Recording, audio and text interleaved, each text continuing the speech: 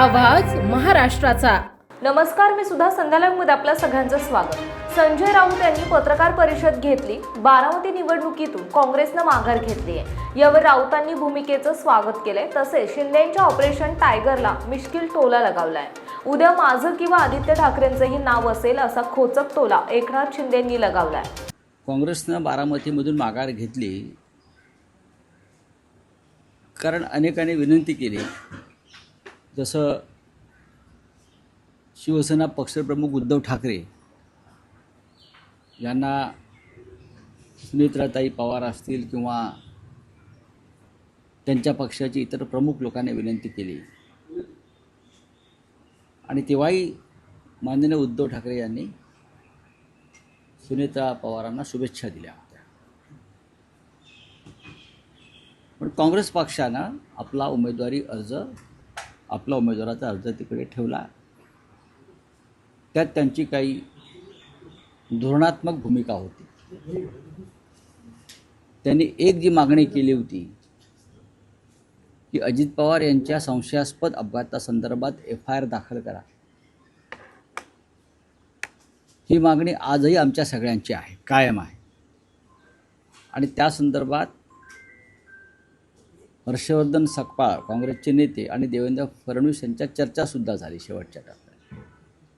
तरीही हर्षवर्धनजी म्हणतात की महाराष्ट्राची संस्कृती वगैरे वगैरे वगैरे आणि त्यानुसार त्यांनी माघार घेतली असेल तर त्यांच्या भूमिकेचं स्वागत केलं पाहिजे।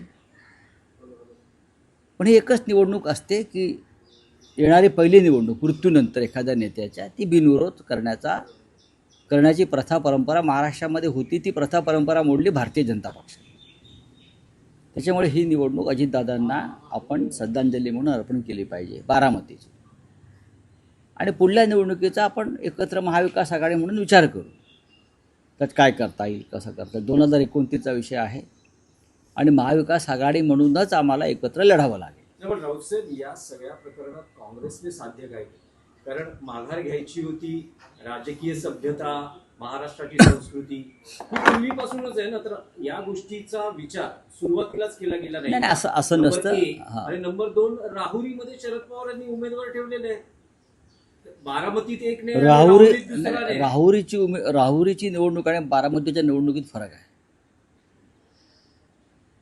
तुम्ही त्याची तुलना करू नका, त्याची तुलना करणं योग्य नाही।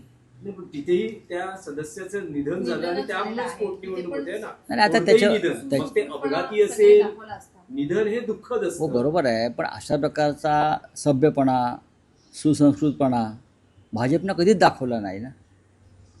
भाजपचा सभ्यपणा आणि सुसंस्कृतपणाच्याशी काय संबंध कधी अशा बाबतीत आला नाही।